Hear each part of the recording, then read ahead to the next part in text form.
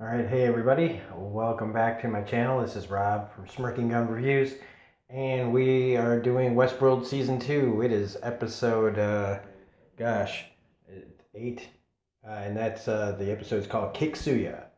It's a Latino Indian word which means remember, and there's a lot of that in this. In fact, this is pretty much all a flashback for the majority of the episode. So, full spoilers. Um, the contest winner will be named for the free poster at the end of the video. This should be, again, another fast video, but an excellent, excellent episode. I wasn't sure what this episode would be like, but I was looking forward to it a lot because we always have all the perspectives of all our main characters, but it's different to see the story being told from like a side group or side presence on the show, which is the Indian tribe, and understanding like their whole thing in this little experiment. Um, and I really like that perspective. I always the Indians, like in Indian culture, American natives, Native Americans, however you want to put it. It's not, I don't want to seem insensitive to anyone, but I've always been really fascinated with Native American culture. And throughout this season, what we've seen the Ghost Nation kind of representing is like kind of like a secretive, like they've got some other thing going on.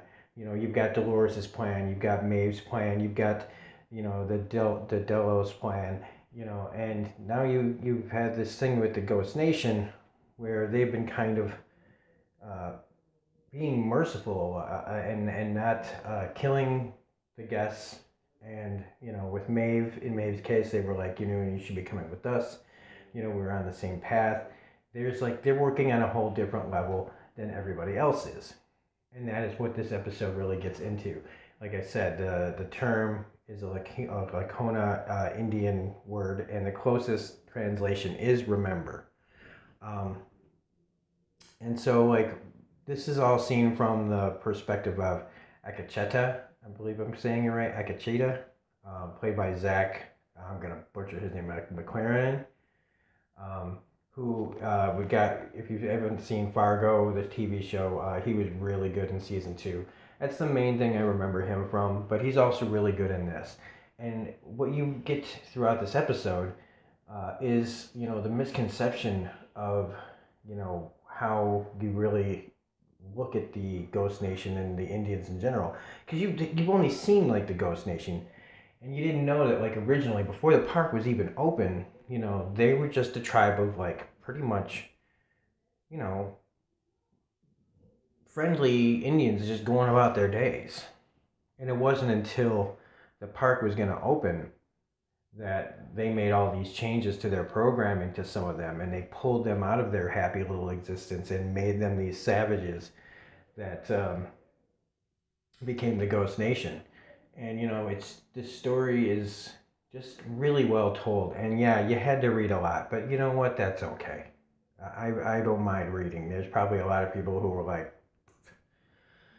turned off by this, but I'm willing to read as long as the story is really good.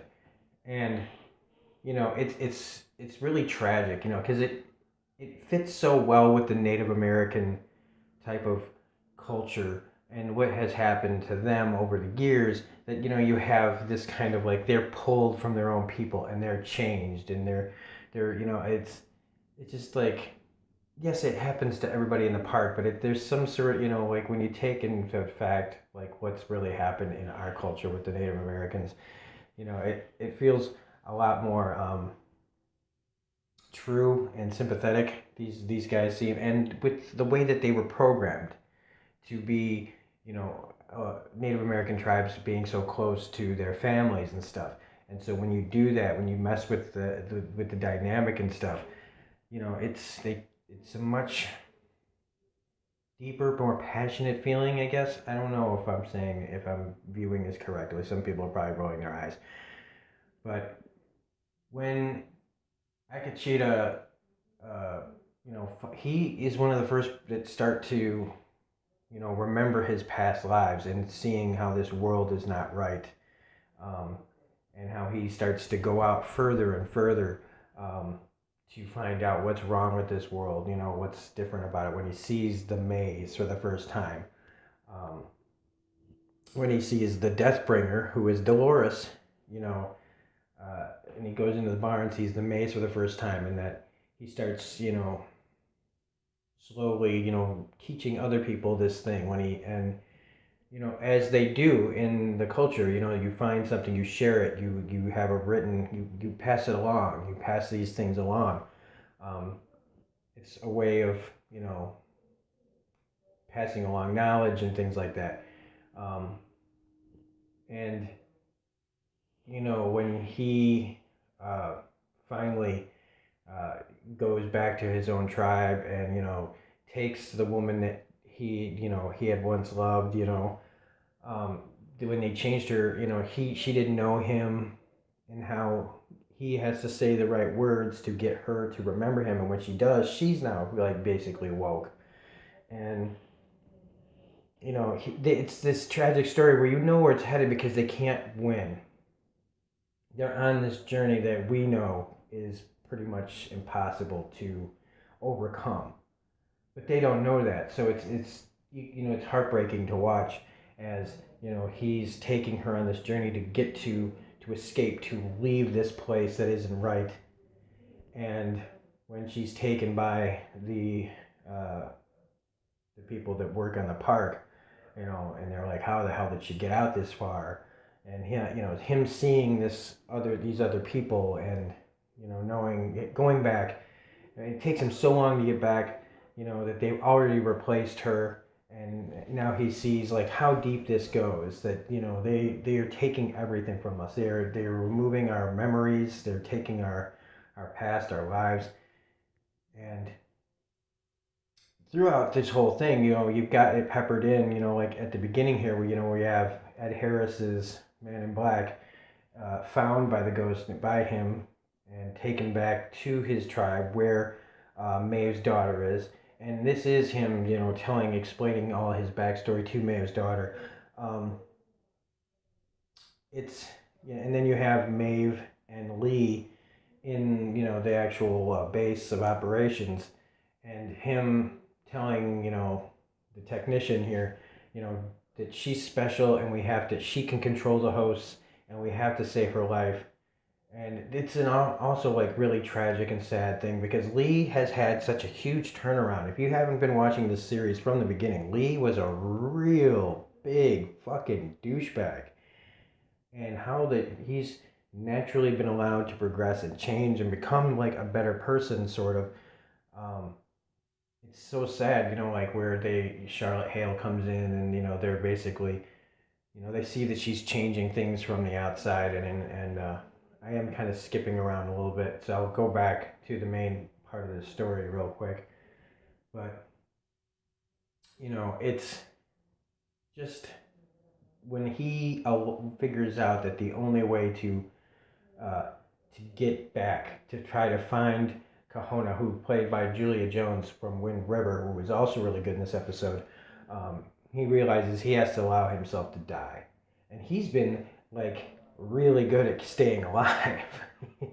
And we know this because he talks about how he found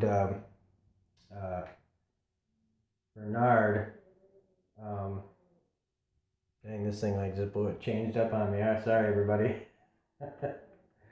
Oh, great. Here we go. Anyway, he finds, Bernard in the beginning, and then you see the Deathbringer there. Well, he allows himself to be killed so that he can go to wherever they took, Kahona. And when he gets there, they don't realize, like they're like, he's never had an update because he has not died in the park. Like, this guy's been badass. When I say about the part, like, I meant to go to where he's dying, he says that he's been, he had to fight to live. He was going through, like, looking in the Spanish section, the Latino section, and he went to Sweetwater, and he's had to fight for his life. And when he was dying at one point, he found, Maeve's daughter finds him and gives him water, and how after that he's been trying to protect Maeve's daughter and Maeve, and trying to watch over people, to get them, to warn them, to tell them about the things, the truth, and leaving the the maze on their door, and that how you know misconceptions like Maeve thinks that the Ghost Nation's coming to hurt them when really he's coming to protect them. And the real villain is the one who kills Maeve's daughter, and that's William's Man in Black.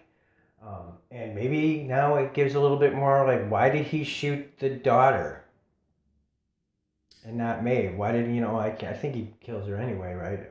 I'm not 100%. There's so many different memories and timelines and stuff.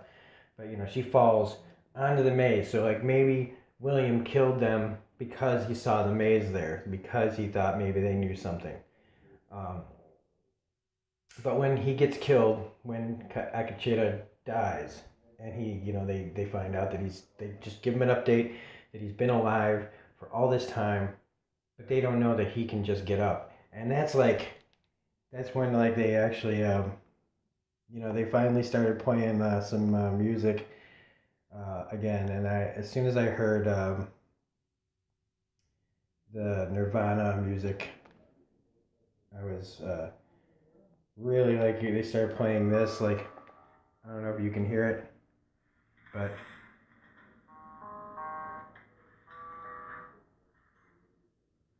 I was just like, oh yeah, Heart Shaped Box by Nirvana, and the little Westworld piano sound.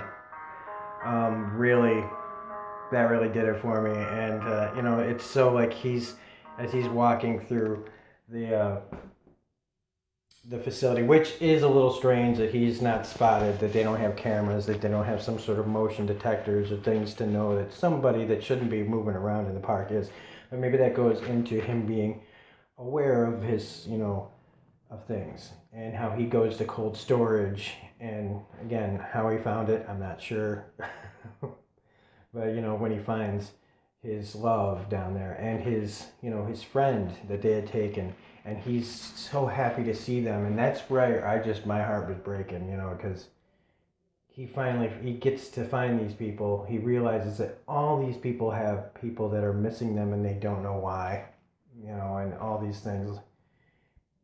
And it's just truly sad as that song keeps playing, and him trying to wake her up and realizing that this place has stolen everybody, and how this guy was never, like when he realizes what they made him and everything like that.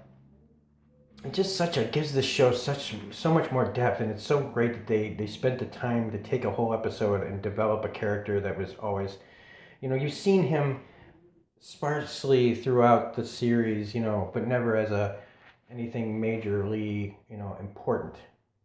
And now he's become a player, and I really like that. But so he goes back and he just sits in his chair, and he lets him put him back, and now he really has this mission, and it's to help get the rest of as many people as he can out through Maeve too. And to stop, because here's the kick is, like this would probably be the scene that I love that is the most, is when he talks about how he met the man who put them to sleep in the first place, and it's Ford, and of course it's Ford, and it's such a creepy little set there where they have the other Ghost Nation guys that they've been fighting a bear, and he must have said freeze, stop, whatever, like he had set this whole thing up. You get the lights around, and it's just so and when you see it's Anthony Hopkins Ford sitting there, and how he's truly curious and fascinated by what Akachita is been able to do. And he gives him his little bit of truth that this thing was just supposed to die out. This maze thing was supposed to die out, but you kept it going. And you're gonna know when to get your people together when the Deathbringer comes for me. And you can see that Ford's gears have been turning about more than, like he's seen further down the road. And he's not even dead yet. And so when Akachita finds Ford dead, he knows that this is the time to start getting, people together, to start massing up, to start preparing to save everybody.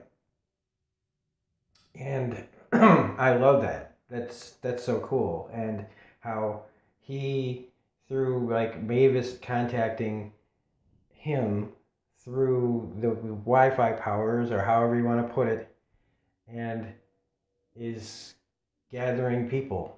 And Akachita is now part of this thing to keep, because the Deathbringer is coming from us all, and he thinks, at least, that the Deathbringer is Dolores, and that Dolores doesn't have any intentions of just saving everyone. She's more in it for herself. And like I said, I keep saying she is going down that path to me as, the someone who's actually going to have to be stopped. So I kind of like the fact that, for me anyway, I started out with like Dolores as this like character that I was rooting for, and now I am kind of, I'm rooting against her. Little couple of little things here. So I do hope that this keeps going. That I think maybe we're going to see like a clash between Maeve's ideals and Dolores's ideals. One last thing is Grace finding the Ghost Nation and taking William off their hands. They want him to hurt, and she says that that's what we both want, but my way is going to hurt him much more. And I think that's very interesting, how they're going to go about it. I don't think she's lying to them. I think she wants him to pay, but the way that she'll make him pay isn't like through torture. It's through more psychological and just messing up his world that only you can do outside of this place. I'm really excited for next week. We're going to get to see more of William's backstory, it looks like. It does look like Dolores catches up to the Ghost Nation, so that's going to be some crazy stuff too. So anyway, that's about it. This was a really fantastic episode. I hope you liked this video. If you did like it, please hit the like button. I really appreciate it. We're at, I believe, 87 subscribers. We're only 13 away from 100. So if you liked this video, please hit subscribe, share it with your friends. I'm trying to get better at this, and like I said, at 100 on other videos, when we hit 100, there will be another contest. Speaking of the contest, the winner of the Season 2, Westworld Season 2 poster is Robert Haney. Robert, from another Robert, if you want to private message me or send me your information on here, or like I've said before, you just got to go to Twitter.